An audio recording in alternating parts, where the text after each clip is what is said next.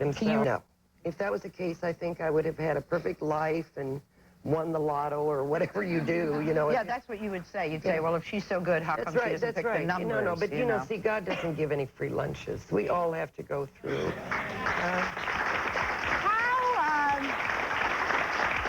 How does it work in solving crimes and mysteries? I think that's probably the most gratifying. Not that I don't like doing readings every day, I mean on everything, but the most gratifying thing is the fact that you can find someone, that you can put closure on pain, because people are willing to know if someone is gone or dead or whatever, as long as it's the truth. You see what I'm saying? It's the not knowing in life. It's the not knowing anything in life that makes us crazy. Oh. Here's what I want to say to people who are watching. I don't think that anyone truly understands what it is to have psychic abilities unless you have them. And there are people who choose to believe in it and some don't. So for the next hour, Sylvia is the only hope that some of our guests have in bringing closure to very painful situations. So what we're going to ask you to do is keep an open mind, and let's see if we can get some answers. And she's right. I've never understood how an opera singer or even a sports person can hit balls like that or can sing a note that I can't even... I'm not sure I understand it, so yeah. I don't understand it either. Well, meet Deborah. Now, you said we haven't told you her story. 4 years ago, Deborah's world collapsed, and of course her heart was broken, after they found her beautiful 18-year-old daughter, Donna, murdered alongside of her fiancé, Todd. It is a murder mystery that has haunted Deborah all these years, and she would like to know what happened that fateful night. Deborah, you say that right before Donna was killed, this was the happiest time of your life. Oh, absolutely. Tell me about that. My daughter was... I just want to thank you. First of all, thank you for having me come to your show. My daughter was full of life, absolutely full of life, and I believe that personality and love and life goes on to the other side. Mm-hmm. And she was planning to get married, wasn't she? Oh, absolutely. She just graduated from high school, David Douglas High, in Portland, Oregon. And she just moved in with her fiancé. And so she only lived with him for a short time. Can you describe the day that she was murdered? I know how hard this is for you, but did anything unusual happen? I was scheduled to go to a meeting, and my mom usually watches my son. He was 4 at the time, and she had a really bad cold, so it was like God planned it or something to have a cold, because God wanted me to see my daughter and spend some time with her and her little brother. So I asked Donna if she could watch her little brother for a couple hours when I went to my work, because she only lived about 1.5 miles from my job. And so I dropped him off, and she spent some time with her little brother and her fiancé too. Spent some time. They even took a walk and everything. He has a very vivid, wonderful memory of the two of them. I came back from my meeting from work, and I spent at least an hour with them, and they were very, very up. The last I saw her alive was she's standing by her kitchen table. She says, "Bye, Mom. I'll talk to you real soon, you know?" And she was scheduled, they were both scheduled to watch her baby brother on that Monday, July 20th of '92. Well, my husband and I, we were going to be gone for the evening for 5 or 6 hours, and they were going to watch him. And she says, "I'll call you on my schedule. I'll let you know what's, you know." So this was on a Wednesday, which was the 15th, and they were murdered on the 17th. She called me up on the 17th, a few hours before. I guess they don't know the exact time, but around figure. She says, "Mom, I don't know my schedule yet, but I'm sure I can watch him Monday night. I'll give you a call Saturday," which was the next day. And the last words we spoke to each other, she says, "I love you, Mama." She always called me Mama. And I said, "I love you too, baby." And that was the last words we spoke to each other. And then Saturday, I knew she was scheduled to go to work, and I didn't think anything of it, her not calling me. I was busy around doing things, you know, chores around my house and so forth. And the next morning, My mother called me up around probably about 10:30 or 11. We were on the phone for about an hour. She says, Donna didn't call me. She was very close to her grandma, extremely close. And so after I hung up with my mom, before we went to dinner that night around 5, I called every 30 minutes at her place and left a recording. Okay. When I got to work, I saw the telephone booth, and something told me to call 911, but then I said, no, I just didn't want to feel the word mother's instinct. The next morning when I got off, I passed, I saw the Jeep, went home, got ready for bed, because working graveyard, you need to sleep. My husband took my son to preschool early in the morning. That's wanted to let you know that. And I was wide awake. And I started singing a lullaby song. You saw her. I saw Donna. Yeah. She came to me in a vision. Uh-huh. And she was smiling. Yeah, and she says, Mama, we're in the... And she showed me where she was at. And I didn't want to believe it. Where was she at? In the trailer? They were both dead. I saw it. But I didn't want to believe it. This is the vision I saw. Wow. And I don't know why. And that's psychic. You see, that's I don't the know thing. why. Well, there was a man that was involved with this. There was a man, a dark-haired, stocky male, that the fiancé had known, that really was involved with this. A very stocky, swarthy-looking, dark-haired, wore some kind of a cap sometimes, wore it backwards. Blue zip-up jacket, jeans, torn, used to help him with something, help around the place.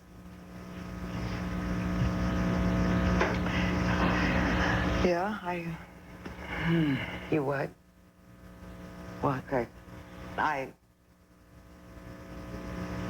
don't know what to say. I feel something on that.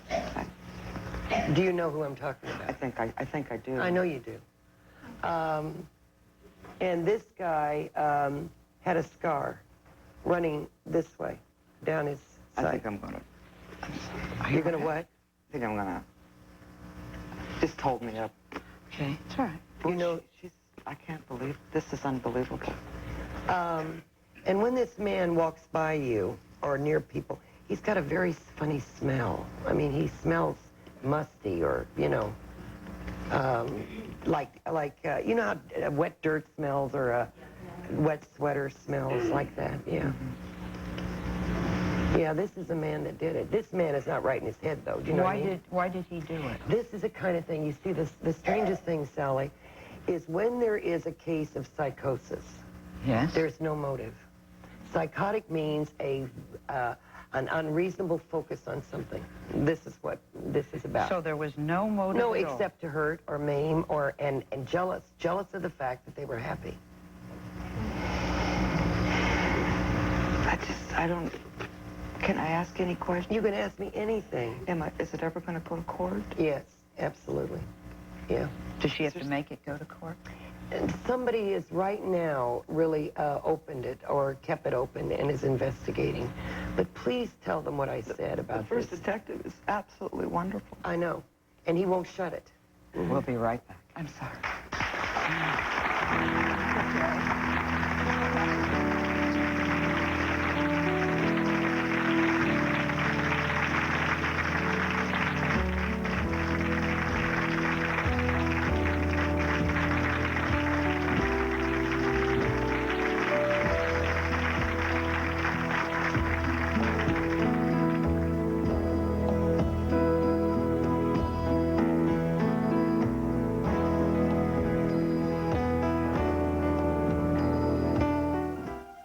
Next, this dad says that his 14-year-old daughter vanished into the night 2 years ago.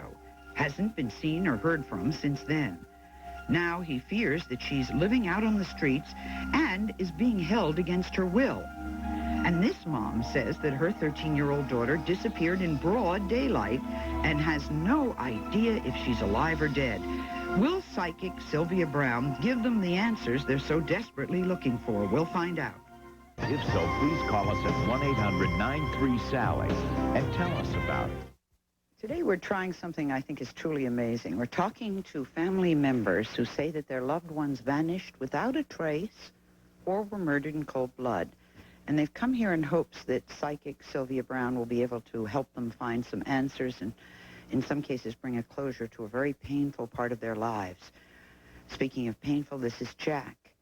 He says that 2 years ago, his 14-year-old daughter, Sarah, disappeared into the night, never to be seen again. Jack is scared to death, worrying about where she is and if she's alive, or is she being held against her will? What happened, Jack? Well, she was planning on visiting a friend for an overnight stay, and her brother was watching TV and says, well, I'll walk you down as soon as the movie's over. She says, okay. Where was she? She was at home on the deck outside the house. Outside the house. So she says, okay, when your movie's over, 15 minutes, I'll come and walk you down. Well, the movie was over. He went outside. She was gone. So he just assumed that it's a good neighborhood, no problems. He thought everything was okay. She went to her girlfriend's, which wasn't anything unusual. Come the next day, she didn't return home, so they called the girlfriend. The girlfriend said, no, there was no plans for her to be there. And then that led to, let's go to the police and find out what's going on. You found something very interesting. Yes, because I had been away for the weekend, and before I got home, I asked my son to see if there was anything she left in her room, a note or anything. And it was a note that, fortunately, they didn't find, but I did when I got home. Where'd you 2 days find later. it?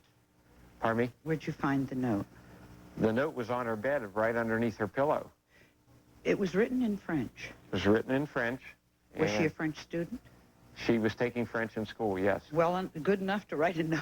Apparently, because the people who translated it for me had enough to go on.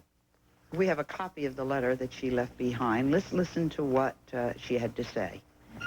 I'm sorry. I'm sorry. I'm sorry. It's necessary to leave. It's for the best. Don't try to trace me. I'm fine. I would like to be very fine. I'm not staying here. I'm unhappy here. I love everyone, believe me. Please. It's not your fault. I would like to survive. P.S. Read the letter, please. Bye for always and for eternity. Until next time, bye for now, Miss Sarah. Jack, how long has she been gone? 2 years, July the 15th. Any clue, any trace? Nothing. We've heard... She disappeared off the face of the earth, no clue, As far as I know, that's where it is right now. No contact, no letters, no nothing. Any money missing? No. No. No money, no clothes. If there were any clothes missing, it might have been a pair of underwear here or a pair of socks here. But you nothing. wouldn't know about it. Her wardrobe was basically intact. Now, what really, was this did you know there were any problems with her? Did you know she was unhappy? No, because I spent days with her, 5 days out of the week. Her mother and I had been separated for 2 years, and 5, 6, 7 days a week she was with me, spent time with me. Talk about a good father. After she left, you found out, and this is very hurtful, many things you did not know. You thought you knew your own child. What didn't you know?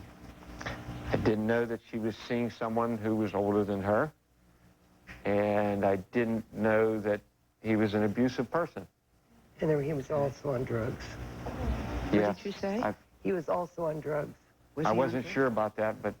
She is alive. She is alive. And you know, and I'm a mother too. I hope. It isn't too unusual for us to not know what's going on with our children. I don't care how psychic, how smart, how instinctive, whatever we are. But she was suffering with a very, very deep depression, this girl was. Very sensitive, very melodramatic, very sort of like a Miss Drama Queen, you know, a Camille type of girl. And I'm not saying that to be a negative, you see what I'm saying? But this male that she went off with, I guess I'd like to call it brainwashing, because he's really convinced her that, and see, that's what I hate about occultism, because this is what I called occultism, is that he's really convinced her that you're bad and come with me and I'm a spiritual leader of something, almost like a Manson, although he's not a killer. Do you see what I'm saying? But that's how these people get a hold of young girls. Now, but they are in and around Montana. Now, I can see why you can't track him that well, because he was more of a drifter person anyway. Do you know what I mean? He didn't really have any family ties. Mm-hmm. You see what I mean? Now, if it's a guy down the street, Mr. Yeah, you whatever, go to his parents and say, that's "Where's right. your son?" Then, of course, you can. But this guy was very wily, very, and actually about at least 15, I'd say 15, 20 years older than her. Jack, if she's watching, because Sylvia says she's alive, what do you want to say She's to her? alive. I just want her to know that from the day she disappeared, that I have never stopped looking for her, day and night, wherever I travel. All I ask for is, give me a sign, give me a message that I know you're all right. Just any word. Anywhere, I don't care. And if she needs me to come and get her, I can do that. Sadly, I just need to know. I have this big hole in my body that she doesn't understand. she's the only one that can fill that. Sadly, Jack is not the only parent living through this. This is Roseanne. She says that 7 years ago, her 13-year-old daughter, Andrea or Andrea? Andrea, mine's Andrea, disappeared in the middle of the day and hasn't been seen since. And this has tormented her, of course, all of these years. You had 2 daughters. Yes. What happened? Actually, it was in the evening, and we had just moved from one part of our little tiny town to another part of our little tiny town because both girls were seeing some kids that I didn't really like, and I didn't like the way they looked or acted. And yes, and Andy didn't want to go to this new school that she was going to go to, and I said, you can stay at the old school as long as you're at the tennis center when I come pick you up. And right away, the very first day, she wasn't there. So I said, okay, but she came home, and I said, okay, fine, but you're going to the other school. And that was the next day was the day that she disappeared, and she never did go to that school. And when I came home from work, she was home. We didn't find out she didn't go to school till way later. And I had to go to a meeting, and my oldest daughter was going to go with me, and I wanted Andrea to go, but she didn't want to. She wanted to stay home. And I said, okay, fine, do your homework, vacuum if you want to, and we'll see you a little later. We were gone about an hour and a half. And when we came back, the door was unlocked, but there was no sign of forced entry. The vacuum cleaner was still out in the middle of the floor. No vacuuming had been done. We went outside and called for her. I thought maybe she just might have walked outside, or if she went to a neighbor. And you haven't seen her since? No. Was anything missing? Nothing. Her clothes, she never went anywhere without her makeup. It was all there, her purse, all of the personal belongings that we knew of were all still there in her room. Any clues or leads over the years? There's been 1,000. I have traveled to Miami, to Wisconsin, to California, and here, Lubbock, Texas, and some place in Iowa. And on leads of people who would say that they saw her or they know that's where she's living. And she was 13. Yes, and they all dead-ended, everything. And she would be how old now? 20. 20. Nothing missing from the house? No footprints, no trace, no anything? No. Who do you know, or did she know, by the name of Todd and Debbie? I don't know anybody named Todd and Debbie. We do have a list of her friends at home, and it has been a while, but I could go back through that list again. We found out that she had friends, and like Jack, she had friends that we didn't even know about. Right. She was doing things that we didn't even know about. She was doing a lot of, and this is not to upset you, okay? But she was doing a lot of strange ritualistic things, too. She was dabbling in a lot of strange things.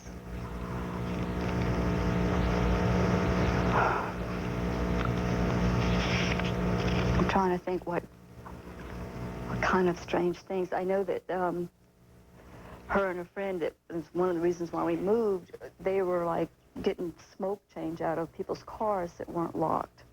Andrea had picked up smoking. No, I mean, there was a lot of strange things going on, like with a friend, she was doing a lot of Ouija board things and all that, and really strange things. More than just people's cars, though, there was sort of almost a kleptomania going on there, you know, like in stores and things.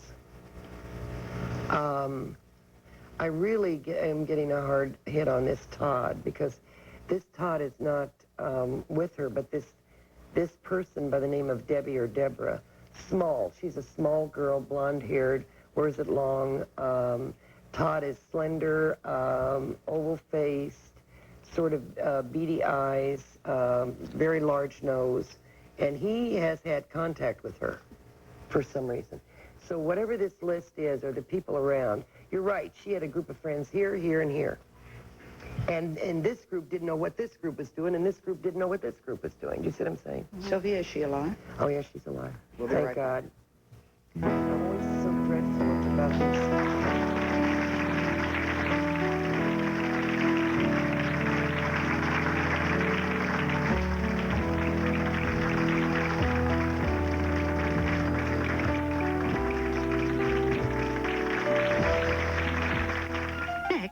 This mom says that her 14-year-old son died mysteriously a year ago, and she suspects foul play was involved. Now she's afraid that her other children could be in danger as well. Will psychic Sylvia Brown be able to help this mother to get to the truth? We'll find out.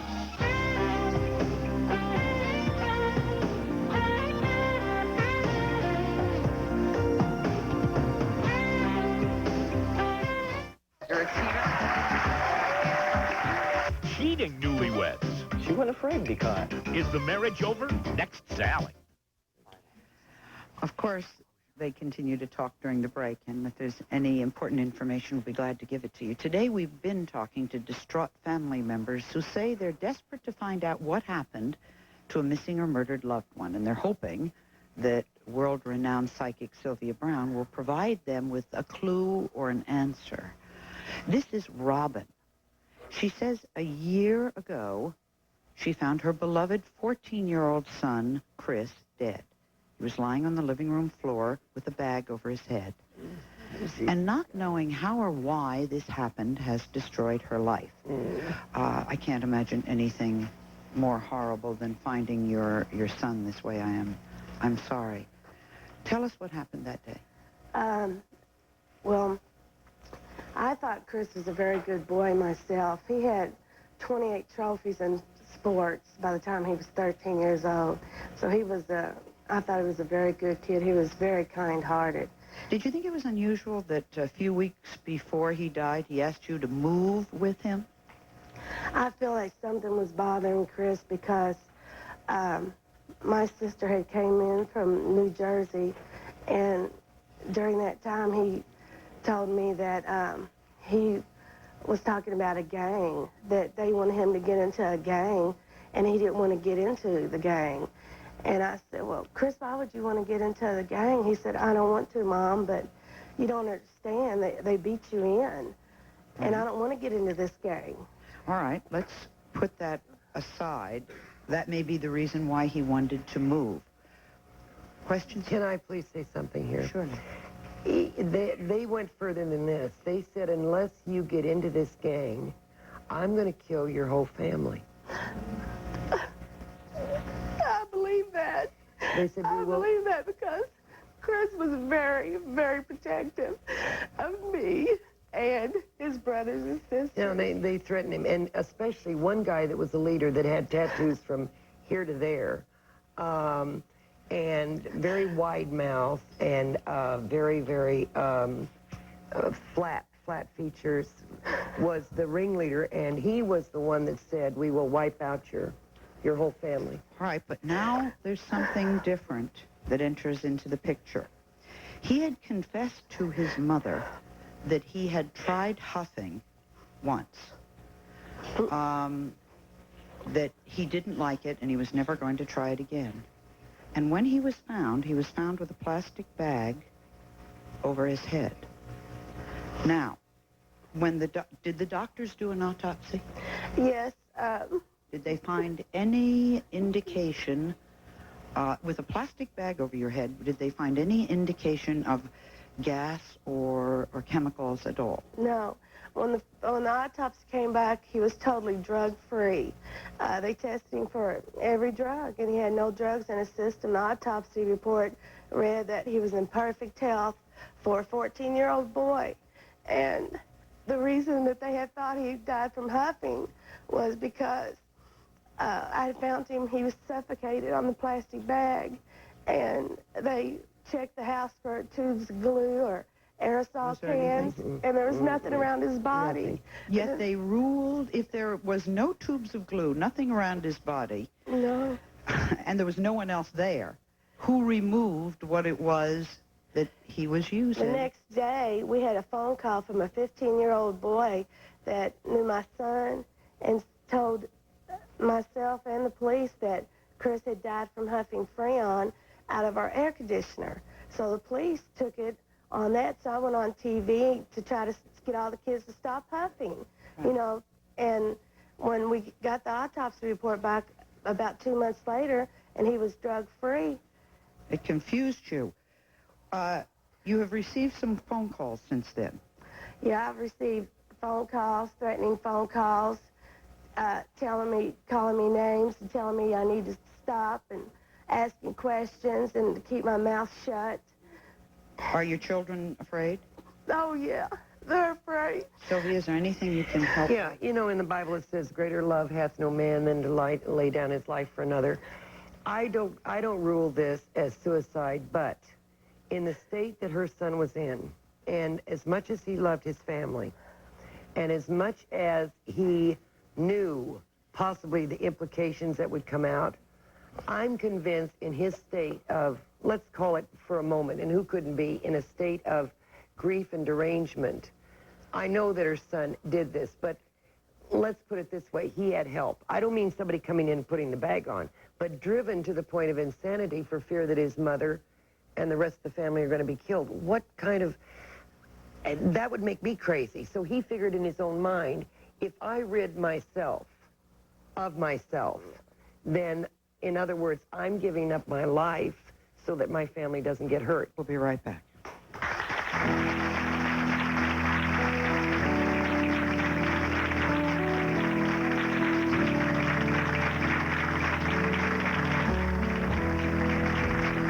Next, this woman says that her mother vanished without a trace 2 years ago, and now she's convinced that foul play was involved. Could this lovable grandmother have been murdered at the hands of a vengeful lover? We'll find out. Some members of our audience will receive, and a promotional fee has been provided by... Centrum Junior Vitamins features Shamu and his crew. Fun shapes bursting with fruit flavors. Centrum Junior, still more complete than any leading brand. Why is she smiling? Days, told Deborah, mind the jewelry business and get the mail. She said, I'm going to Jerusalem to get married. Now, Mother was not dating anyone, did not have a boyfriend, so Deborah laughed that Mother was joking. Mother said she'd be back on Sunday, and then she said something else strange. She said, when I come back, I'm going to give you my house, you and your husband, my house. And again, it was a joke, so she laughed. Why would her mother give her the house? Mother said she'd be back on Sunday. She called her mother all day Sunday. She went to the airport, and she found Mother's car parked in long-term parking. And with security, they opened the car. No struggle, nothing. She wasn't abducted, but Mother's shoes were in the driver's seat. She checked the airport, and there was no record of anybody buying a ticket or anything. She has appeared on local television stations, called the police, and reported her mother missing, and called every friend in her mother's phone book. Did Mother have any enemies? She was loved by everybody. She suspects her mother has passed on because She has. the mother would never, Have left her daughter alone this long without making contact. or the grandchildren. That's right. or the grandchildren, because she was devoted. Now, she was, one other fact, she was owed money by an ex-husband. She was going to take him to court. Is that correct? Yes. Was he investigated? Could that be a factor? No, they have not investigated him at all. Not at all. Okay. What do you think? I believe that somebody was threatening her or threatening my life or my husband's life, my family, and that she was paying him money to keep from hurting us. Blackmail. Blackmail. Is she right, Sylvia? Do you feel anything? Yes, it's and there by was far there the was strangest case. I know it really is, and there was a see the strange clue here is Jerusalem. There was a man that was from the Middle East, and I think she just said Jerusalem, but he looks almost and I'm not against any race, because God only knows I have enough different bloods in me. Persian looking, Persian, dark, wavy-haired. But see, here's where the other confusing part is. Here's the big question mark. Blackmailing over what? Her mother wasn't an ex, a con. No secrets or what. have come out about Mother. There was no big dark past. Do you see what I mean? The only way you can blackmail somebody is if I know something on you that you don't want anybody to know. Now, she has dreams in which her mother is screaming for her. Yeah, that's because her mother hasn't totally made the transition yet, but she will. I think her mother just wants so much for her, I think, more than anything, I know, to let her go. You see, a lot of grief and agony can keep somebody here. And I think more than anything, she wants her to let her go. What do you see happened? Why are the shoes there? Why would her shoes be in that car? She was dragged out. Dragged out. Dragged out. Okay, the But shoes the way they were positioned like she stepped out of them. Yeah, but it wasn't unusual for your mother to take her shoes off either. No, because she practically lived out of that car. Yeah. But I think it was, everything was meant to look like she left in a hurry. She hastily, the airport. the airport, I'm going to get married. Now, what is this about she'd even packed? Because it looks like she'd packed. We didn't find any evidence of her packing anything. Yeah, because it looks like she had even packed Now, something. her makeup case, when I went to her house, I went into the bathroom, and sitting on the bathroom counter was her makeup case, and she didn't go anywhere without her makeup. And that was really odd, because I knew that if she was going anywhere, she was going to take her makeup. Mm-hmm. So that's one thing that led me to believe that something had happened to her. No, I think this man called her and wanted to meet her right away, and I think she raced down, and that was the end of it then. Because this man felt jilted, and very much like this case, is that he was going to harm the whole family. But this man definitely was known by her. This is not an unknown commodity here. Now, when she is screaming to you in the dream, does she sound like it's hollow or tinny, like it's in almost like a tunnel-like effect? You see, that's the tunnel that some people can't get through yet. Every time she does I want to ask you about that. Let me take a break and come back and ask you why at least two of the guests hear the sound of the person. We'll be right back.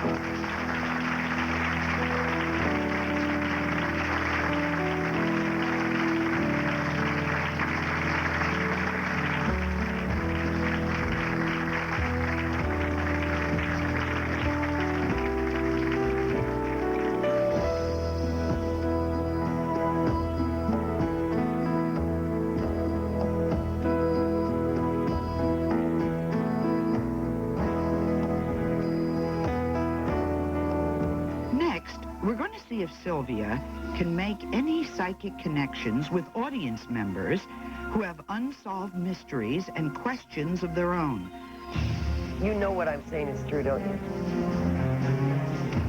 Wow. So call us at 1-800-93-SALLY and tell us your story. Let me say that psychic Sylvia Brown asked if there was somebody named Muhammad, and she said, yes, my mother's doctor. That was his name. She has been helping distraught family members find out what happened to their missing or murdered loved ones. And by the way, if this kind of thing has happened to you, we'll be glad to read your letters and see what we can do to help you. We're going to give a chance to audience members who may have questions about the past, present, or future. And it's a chance to get some answers from Sylvia. This is Kay. Kay, will you stand up, hon? Kay looks a little tired there because Kay drove all night from upstate New York. I don't know how many of you know how big this state is, but it's big, just to meet Sylvia. And Kay has some questions as to the whereabouts of her 24-year-old daughter, Amy. And can you just tell us a little bit about her? Amy was 20, and she'd met this guy and went to Florida, and then she called like 2 or 3 weeks later and said she'd left him and was afraid he was going to kill her, and no one's seen or heard from her since. He's now in jail for murder of someone else. Do you feel she was murdered? Gone. I feel he killed her. Yeah, she's gone, honey. And She's gone. he swears he didn't do it. Even though he's in jail and someone else. Yeah, she is gone, but I'll tell you this much. If it's any consolation in this nightmare that you've been going through, and God bless you for that, is it was instant. It was instant, yeah. It was a trauma to the head, and that's lights out. I knew that. She came to me 3 times. I know. Yeah. More questions when we return.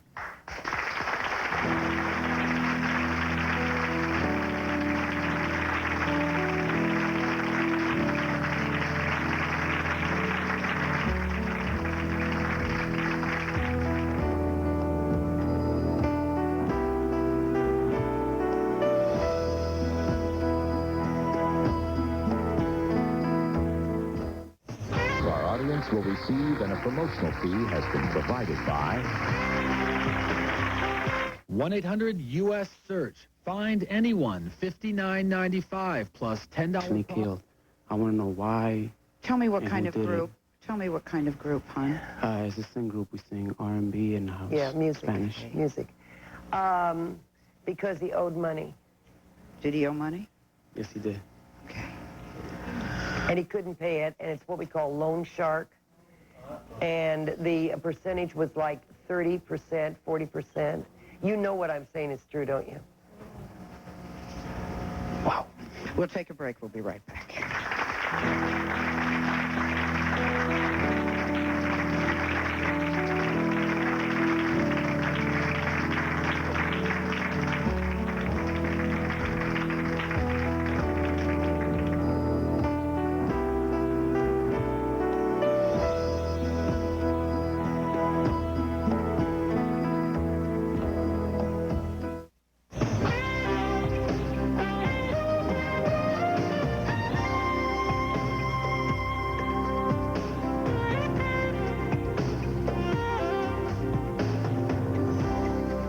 Okay, so I... Newlyweds. You're a liar? You're a cheater? Cheating newlyweds. She wasn't afraid to be caught. Is the marriage over? Next, Sally. Sylvia very kindly said, by the way, I do other things besides people who died and people who have been murdered or who are missing. So indeed she does. And she will be back with us probably psychically December.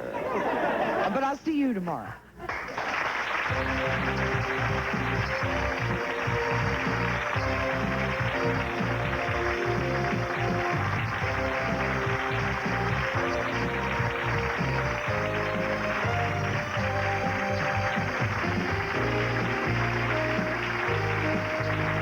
Try and solve a mystery tonight at 7 on Unsolved Mysteries. Followed by an exciting Savannah at 8 when Tom tries to get Reese off drug charges. Then it's Homicide, Life on the Streets tonight at 9. But first, Tom Hanks on Oprah, next on Channel 5.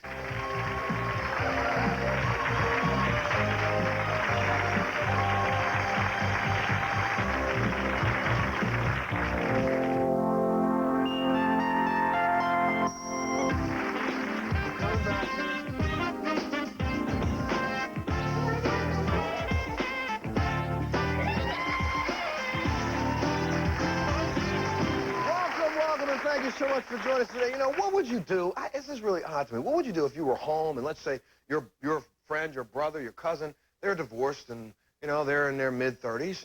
And, you know, you go over to their house one day and you walk in and their divorced person, this man, has his girlfriend there. And his girlfriend is younger than your oldest daughter.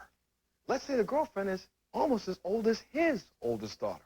What would you do? Well, I'll tell you what. Today we're going to meet some young women who are upset that their dads are dating women who are their same ages. And in one case, an 11-year-old girl is upset that her father is dating a 17-year-old girl. She might have to call a stepmom as soon or something. I don't know. Please welcome Christy to the show.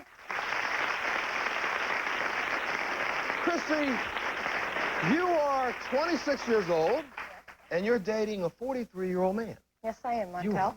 And how did this all begin? Well, I met him through Gina, his oldest daughter, who is my best friend. So wait a minute. You met this 43-year-old man because you were friends with his oldest daughter. Right. How old is his oldest daughter? Should be 23 November. 23. So yes. you were buddies? Yes. Okay. All right. I've been for a long time since school. Mm-hmm.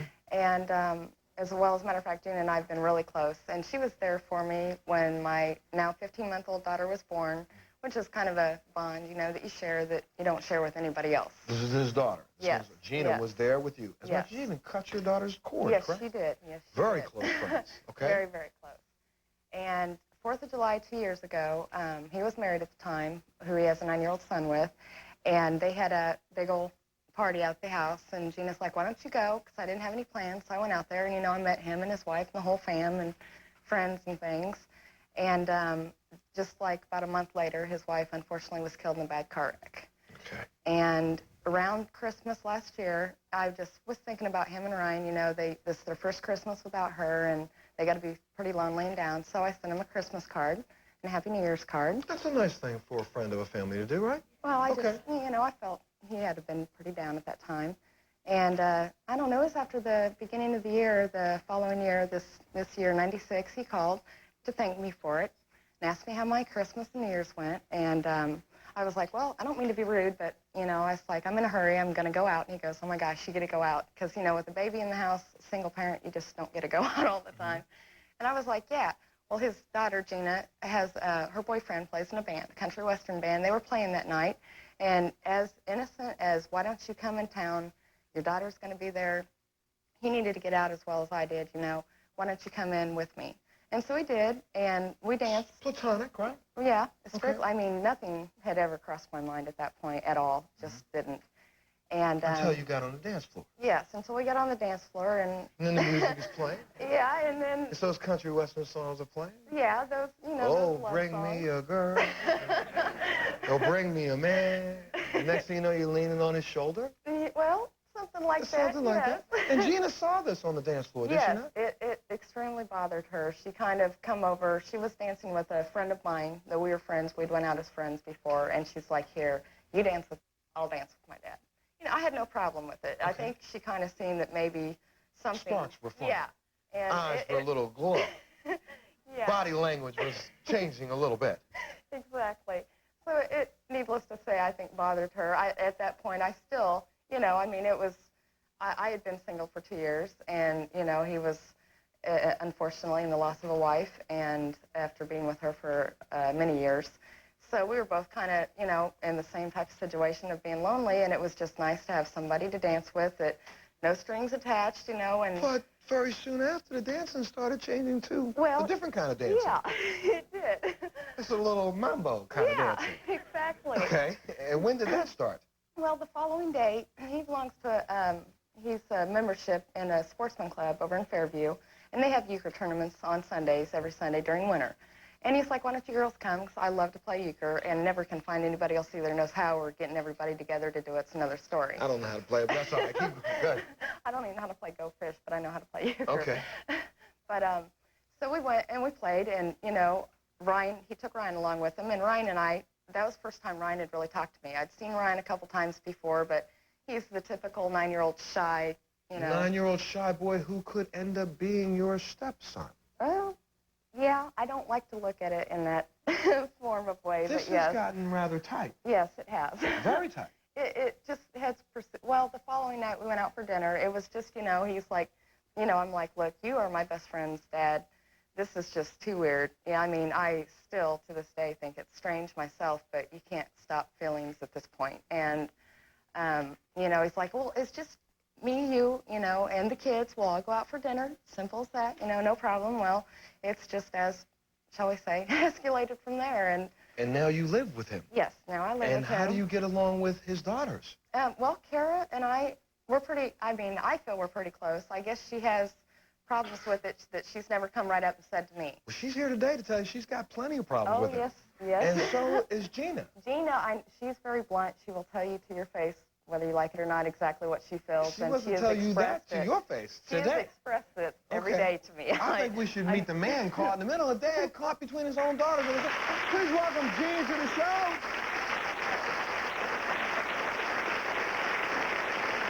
Gene, how are you, sir? Good. How to say? Hey, you know, I mean, at first, look, I mean, again, you were 43. That's right. You were 26. Yeah. There's less than 20-year difference, so, I mean, there are a lot of marriages that work that way. And it's not like you met her when she was 12 or 13, 14, or 15. So what do you think about your daughter's reaction to this? I don't understand it. I don't understand why they see a problem with it. We're both old enough, you know, to do our own thing, and I can't understand why that they would have a problem with it.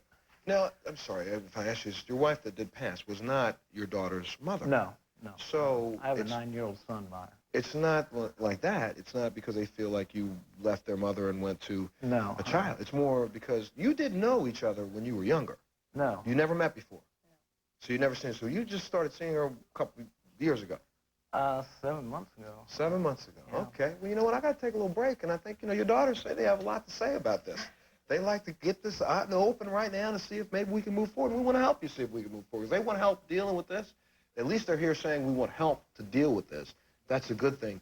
Bad thing is, well, they got a lot to tell you. We'll take a little break and find out what they say. We'll be back right after this.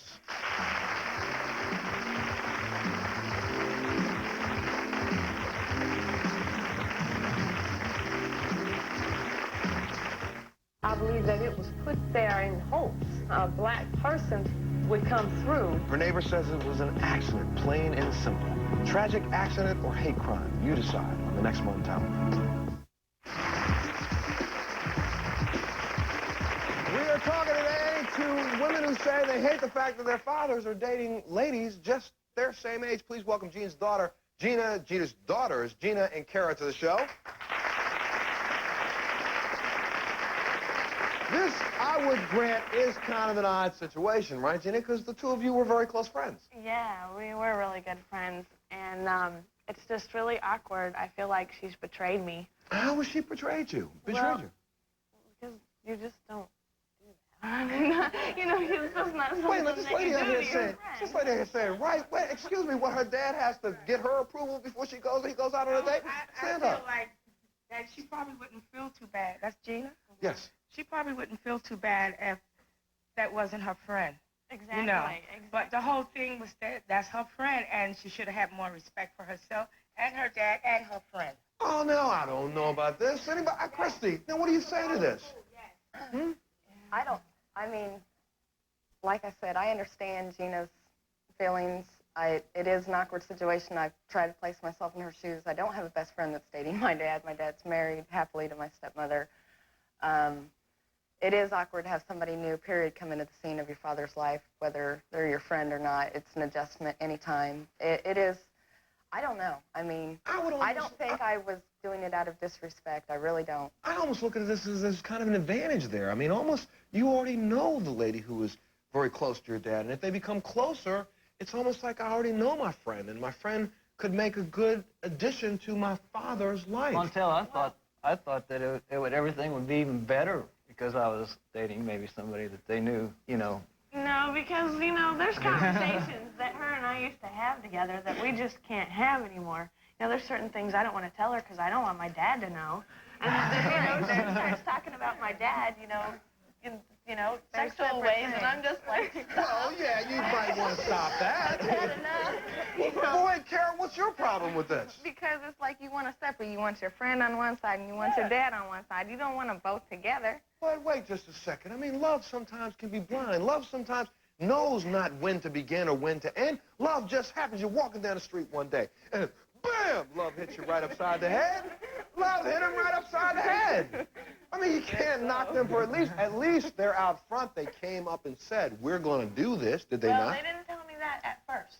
When did they tell you I that? didn't find out until 2 months after they had been seeing each other.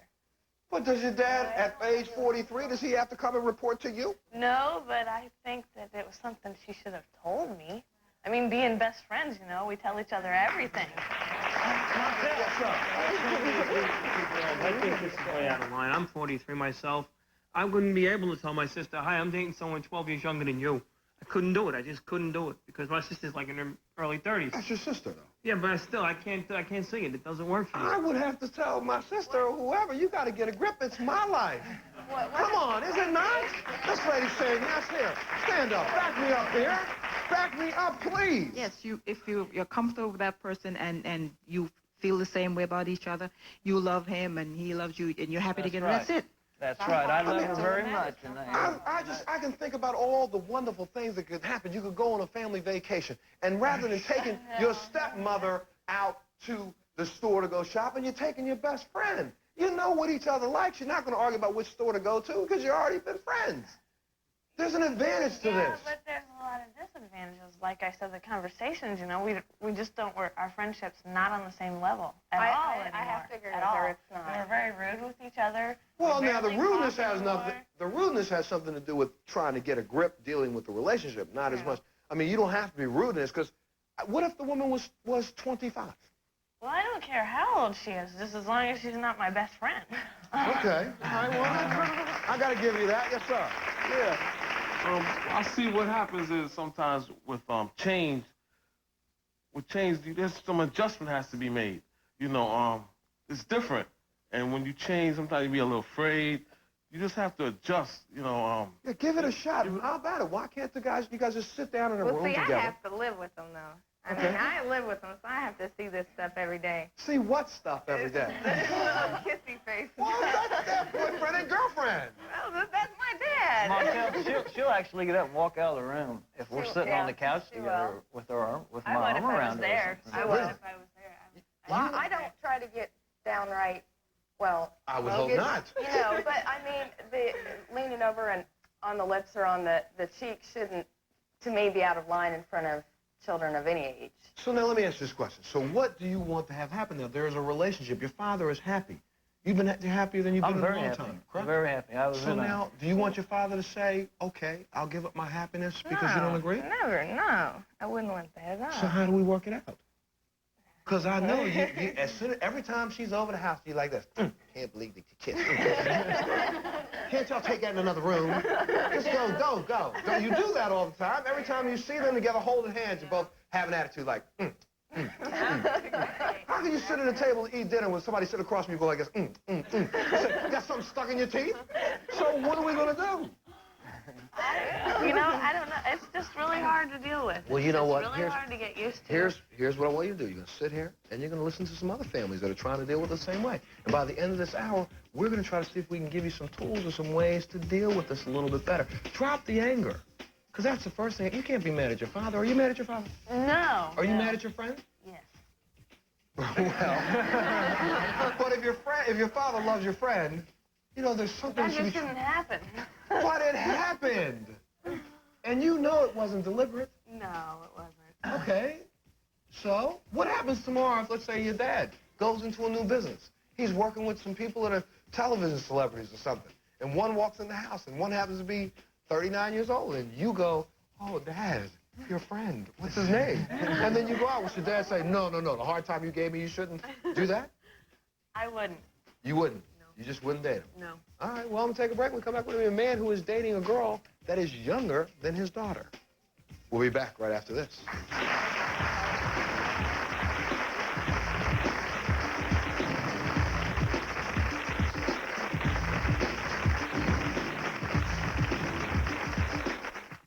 My question is to Gina. If your best friend had approached you first about how she felt about your father, would have that changed the situation at all? I don't know. You know, maybe if she had come to me first before she started seeing him. It's still really awkward, though, the way you look at it. But again, I mean, love love doesn't tell you when it's going to happen. It's just the bing. Next thing you know, you're done. So what happens if you fall in love and Dad doesn't approve of who you're going out with for whatever reason? Would you like Dad to sit across the table from you and go? No. And every time you kiss, go. I would tell him the same thing he tells me. Deal with it. Okay, so I think that's what we all need to do, is deal with it a little bit. Man, please welcome Alicia to the show. Alicia's upset with her dad. She is really upset with her dad. Why? Well, he's showing what a pervert he is. To me, he's dating a 20-year-old, and I'm 21, almost 22. And now he's saying that they're thinking of marriage, which I don't know. Now, why would you call your dad a pervert? He's just found somebody. No, he is. Now, why he's do you say always that? flirted with my friends, with everybody. He But is. don't you want your father to be happy? He's dated younger women before, correct? Not that young. Well, but younger women than himself, right? Maybe 3 or 4 years, yeah. Okay, you've dated older men before, have you not? Yeah. How old is the oldest man you've gone out with? Not as old as him. 3 years younger? No. No, 4 years younger. How old's your dad? 46? 43. 43. Oh, you have not dated it? Can't add it up again. 40? 35 is the oldest. 35. Okay, so that was a big jump for you. How old were you at the time? 20. Okay, so 35, 20. What's the difference between 20 and 43 and 35? What's the difference? Did your dad give you a hard time about it? Did he call you a pervert? No. No? Did he call the man you were dating a pervert? He never met. So, now what's the difference? That's kind of like the pot calling the kettle black or something, is it not? No, it's because this guy didn't have kids younger. He didn't have young kids. Yeah, but not young. I mean, not older than me. Okay, but, all right, well, I want to talk to your dad for a second. Please welcome William to the show.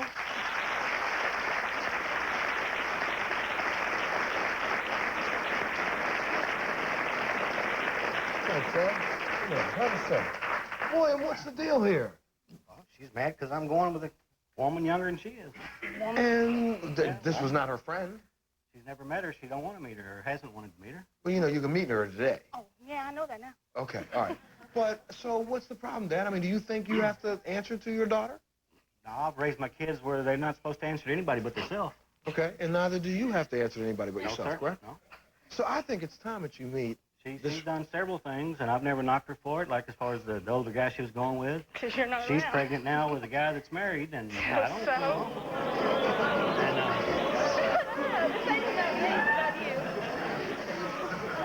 And, you know, I want to be part of my grandchild's life, where, you know, because she's my daughter, and I have a son that's 23, and he has no problem with it. Okay, now, when did you meet? When did you meet this lady? May. May? How did you meet her? Where did you meet her at? I was at my aunt's funeral, and she was there, and my best friend was with me there, and I told Steve to go over and check her out and see if she was married, because she had beautiful eyes. And he come back, and I went over and started talking to her, and we hit it off. And... William, you know, I'm sorry if I'm laughing about this, but, you know, I just see us now, you know, maybe we all bend our heads in prayer, and William's going like this.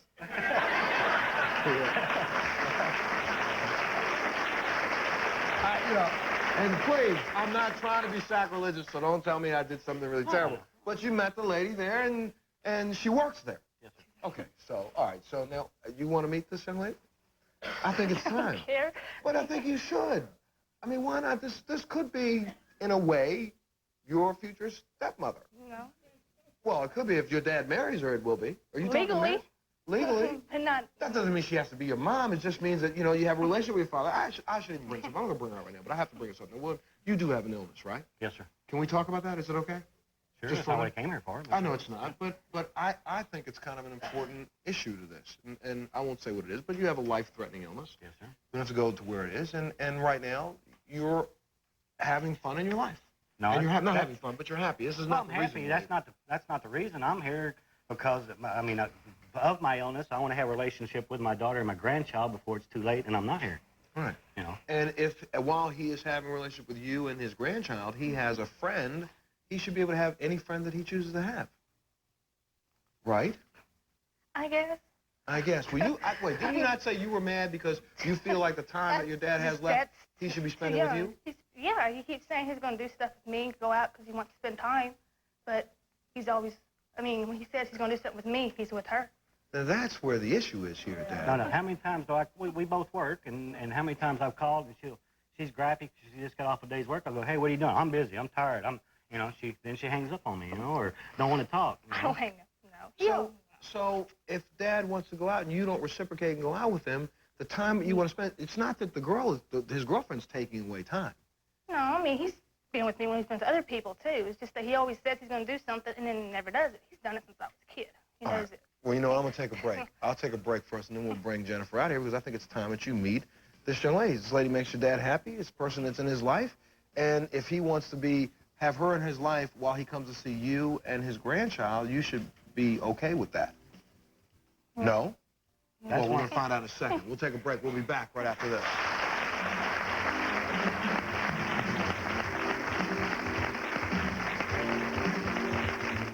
If so, call us at 1-800-MONTEL-2. Yes, ma'am, you had a question. It's more of a comment than a question. I can understand why the daughters have a problem with it, because if my father was with an 18-year-old woman, I think I would have an authority problem, because I think I would be afraid that they would attempt to try to take more of an authoritative figure, because I'm your dad's girl. So, I think that would bother me more than anything else. But why go into it thinking that there's already going to be a confrontation? Why not go into it and set boundaries yourself? You're the younger, say, look, I'm glad you love my father, but you're almost the same age as me. Don't play that stepmom stuff here. Boom. It's over. Answer it. All you have to do is say it one time. That's the end of that discussion. Then you just be happy for your father and his girlfriend. I have a problem with that still, because he's older. I mean, you should have the same interests, and you won't be able to say anything. You won't have anything in common. Let me get this straight. So the older we get, Yeah. if all of a sudden we're single, we just have to go out with who you approve of? No, it's not. That's not the issue. Okay, all right, I'm with you, but I'm getting away. Let's get your girlfriend out here. Please welcome Jennifer to the show.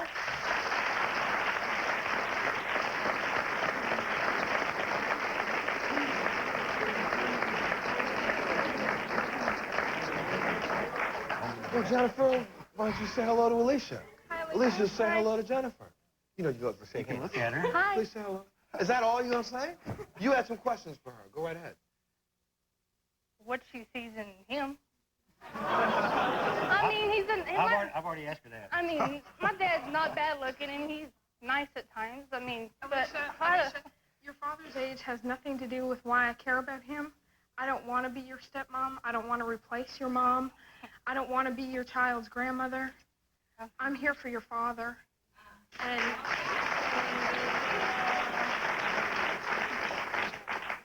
I don't see what y'all can have in common. I mean, especially I don't have nothing in common. You have never tried to talk to me. The one time that you got on the phone, you said you didn't want to talk, and you hung up the phone. Yeah. You have never tried to make that connection, and I have nothing against you. I would love to be, at least be civil with you, so that your father can have a relationship with you, and it's like that's not what you want.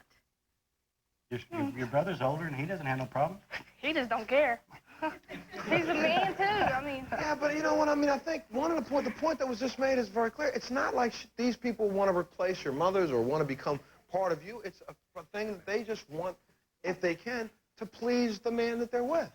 What's the problem with that? Yes, ma'am. Stand up. Yes, ma'am.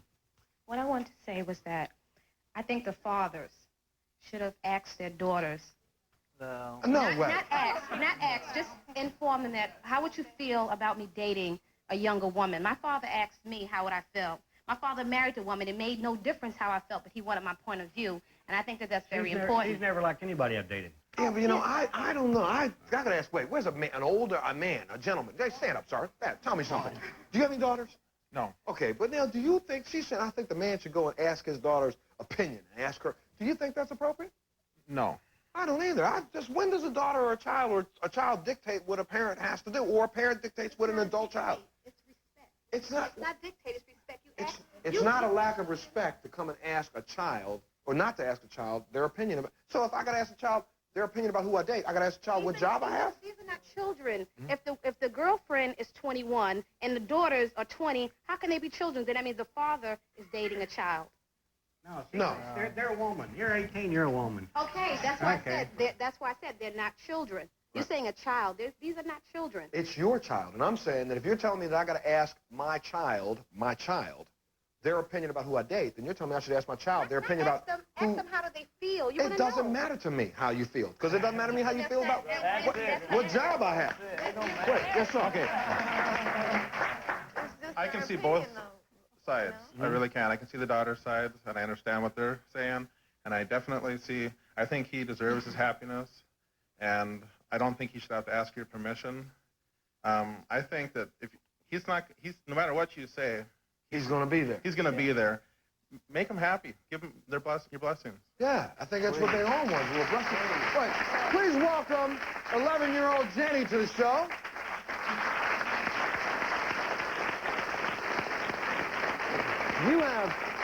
You have a very serious problem with your dad, correct? Yes. What is the problem? Well, Montel, my dad is 35 years old, and he's dating a 17-year-old girl. And, I mean, I don't have a problem with the girl. I like her. She's my friend. But when Linda moved in, she was sleeping on the couch because she didn't have anywhere else to go. And we were all friends, and I was happy. But one night, Linda went back because she was having back pain, and she went back and she slept in my dad's bed. And I thought it was fine because, you know, she was in pain, and I thought she should be comfortable. So the next night, she went back there again, and I didn't Hold on just a minute. I didn't know anything. I did not know about their relationship. I didn't know anything.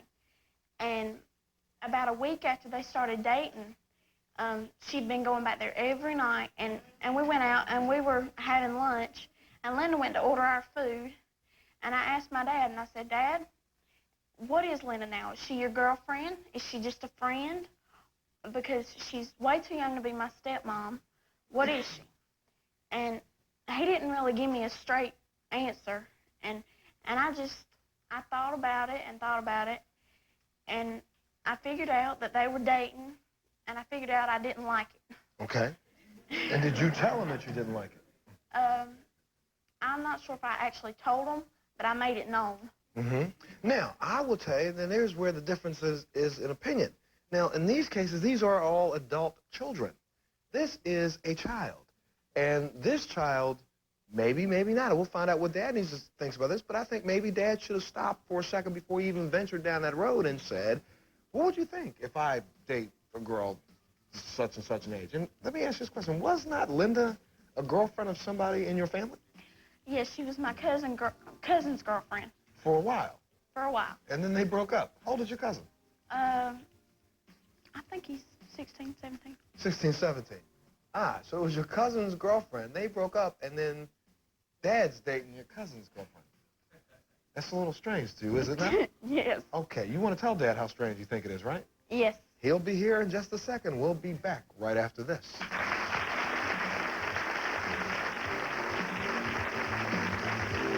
On your screen, 212-989-8101. Do you have a personal story you'd like to share with us? Call Montel's answering machine at 1-900-933-3900. Each call costs 75 cents per minute. Yes, sir, you had a question. Yeah, Montel, I have a question for the girl in the middle in the blue shirt. I'd like to know if Alicia, if you actually you seem to have resigned yourself to not accepting your dad. Have you ever actually sat down and talked to him and tried to express what you feel and maybe considered giving this girl a chance, or are you just intent on being angry and just not letting it work? What do you say, Alicia? We used to get along when I was younger, and we haven't got along really in the last year anyway, but I want us to get closer due to his, illness and the baby. Well, how are you going to get closer if you don't even just accept him and have him sit down and talk? Because he keeps bringing it up all the time. I mean, he always rubs it in that she's 20. And Because every time I talk to her, she calls her a baby child. I don't think baby child. So when she called that, you said, yeah. Yeah, I get a little cocky myself, yeah. Okay, all right. Well, please welcome Jenny's father, Daryl, and his girlfriend, Linda, to the show. Now, Jenny, you had some things you wanted to say to Dad, right? So go right ahead. What's your question?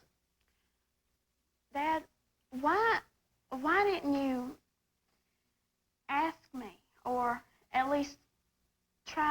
about my opinion before you started dating Linda? I'll answer that for you now, babe. In the last few years, each relationship I became involved in, you would like the girl to begin with, or the lady, if she was 35 or 40, if she was 30 or 25, you would like them. 6 months down the road, you say, Dad, kick them to the curb. Now, since you were 2 years old, I've raised you by myself, and I'm very proud of you. You do excellent in school, and I couldn't ask for a more beautiful child. But Dad's got a life of his own, and you know yourself that rumors went around. People said that you and I acted more like boyfriend and girlfriend than father and daughter. Dad's got a life of his own, baby, and he's got to be happy. I want you to accept this relationship. If it lasts forever, good. If it doesn't, well, it's nothing we haven't been through before. But you're first. You're always first, and always will be first.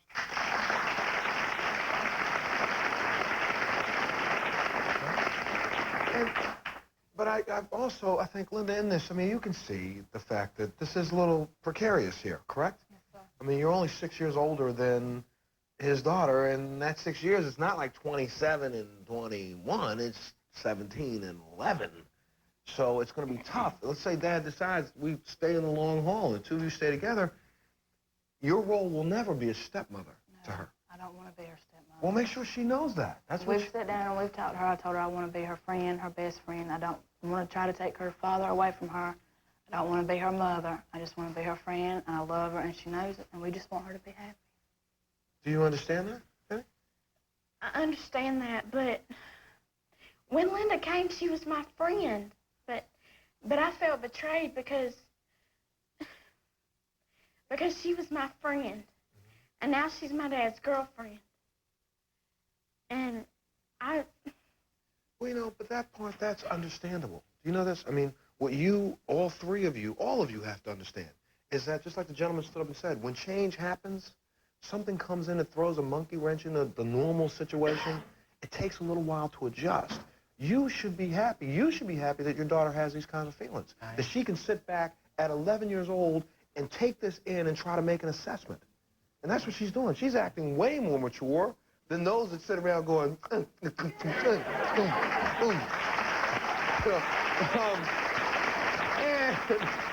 minute, don't get mad at me either, Kara, but the truth of the matter is, she's sitting down and trying to say, I don't understand this, I need you to explain it to me, and once you explain it to me, you still need to recognize, I need some time to deal with this, Dad.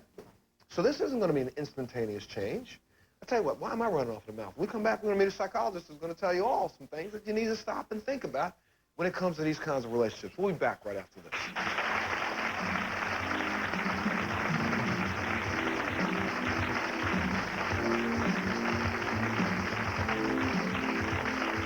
An accident, plain and simple. Tragic accident or hate crime, you decide on the next Montel. Please welcome Karen Stark to the show. Karen's been here several times before. Love having you here. Please tell me what you think is going on. Well, my primary concern right here is with William and Jennifer and Alicia, because William is sick, Montel. And I'm afraid, Alicia, when you look back on this, if your father, if something happens to him, you're going to rethink all this and wish that you had gotten closer to him. And since it sounds to me that Jennifer's being very reasonable here, she's saying she doesn't want to be your mother. She really just wants your father. She wants to be there with your father no matter what's happening with him. And I think that if you accept her, you accept your dad, you want to spend more time with him, you have to accept that she's a part of his life now. What happens sometimes if you lose a parent is you look back and you say, I wish I could have done it this way or that way. Your father's still here right now, but you know he's sick. And I think, you know, for the sake of you, the baby, your relationship, you don't have to be best friends with her. You just have to be civil, the way she said. And I think one of the things about this, too, Alicia, is that your dad made this very clear. It is not because, and I'll make sure, William, we do not give the impression, it is not because of his illness that he is dating her. These are two people who found each other along the way, and he's happy, and in spite of his illness, they are together, and she makes him happy.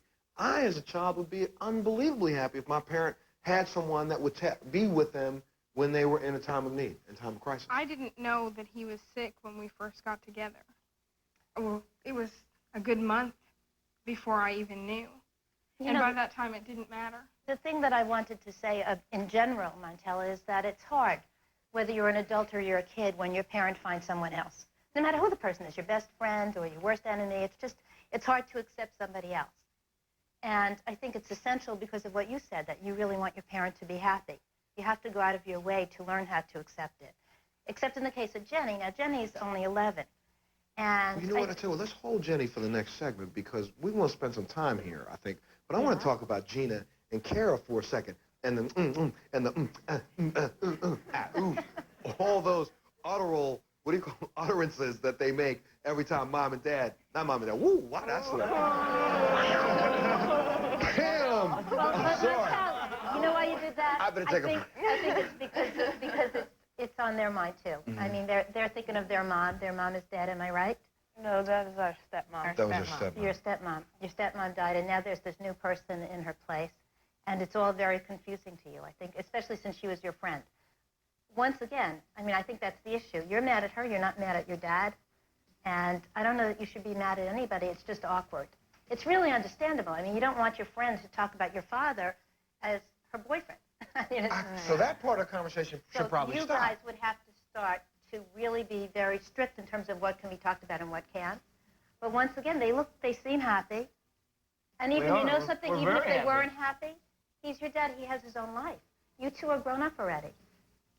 All these dads really have to have a chance to have their own lives. Okay, let me take a break. When I come back, I want you to also answer this question, because some people in the audience said this. They said, you know, you should, as a dad or the parent, you should go and ask your child, and I say child because it is your child, even though it's 20, whatever, ask their opinion. I don't personally agree. I want to find out what you think when we come back. Let's take a break. We'll be back right after this.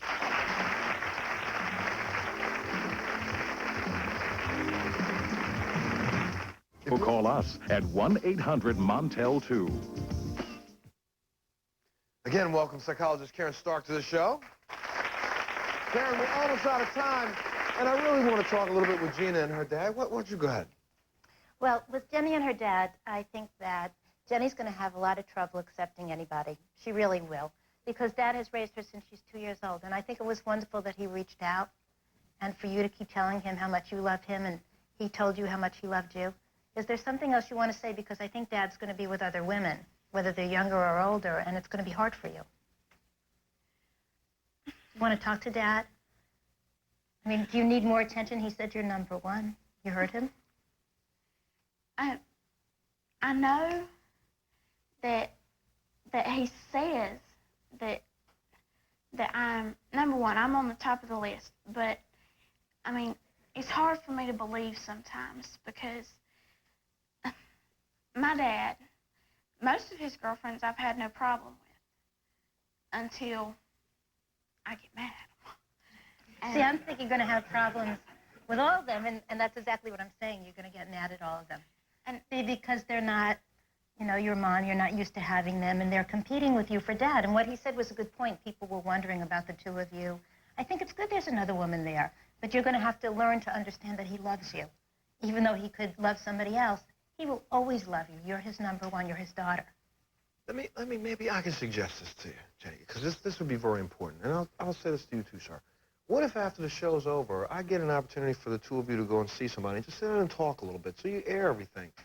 And you do this without Linda at first, and then maybe if this relationship seems to be something that's going to last, then Linda, you need to get involved in that kind of discussion so that, you know, you don't feel threatened, and at the same time, it's not, you don't feel threatened. Because I think part of what may happen is there may be undue pressure, not that you don't have a right to tell your dad how you feel, but the pressure could be put on him within, for the next 10 years of his life, he just keeps going through one woman after another, because he never thinks you're going to approve of anybody. He keeps breaking off relationships, and that may end up being worse for you. Because let's think about the number of women you could have in your life that you have to accept for a little while, then not accept. Accept for a little while.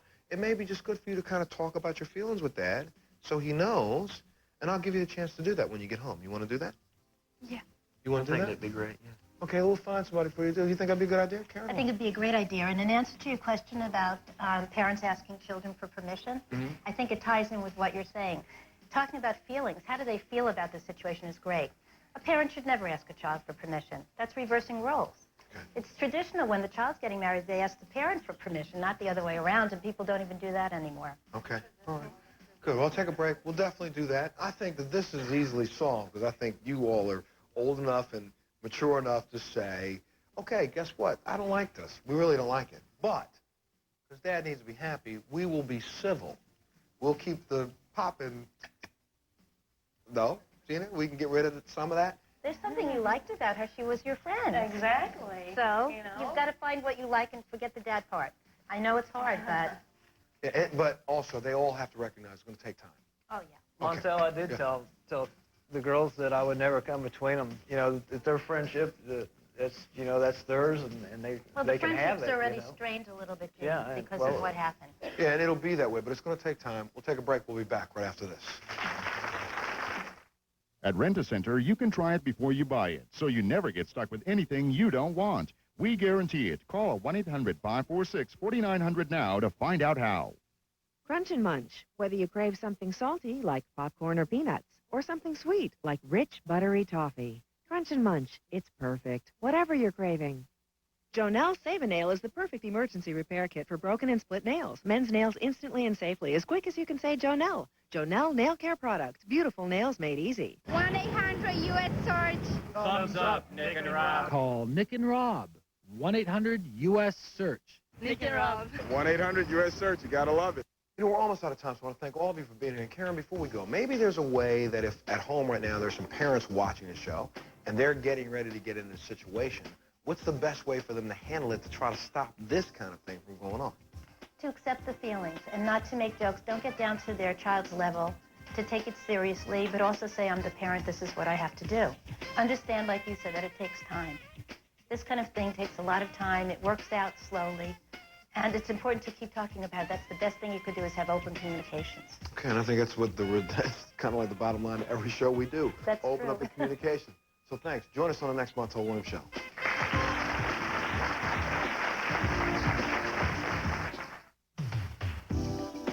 All the daughters on the show agree to work on their relationships with their fathers and their girlfriends.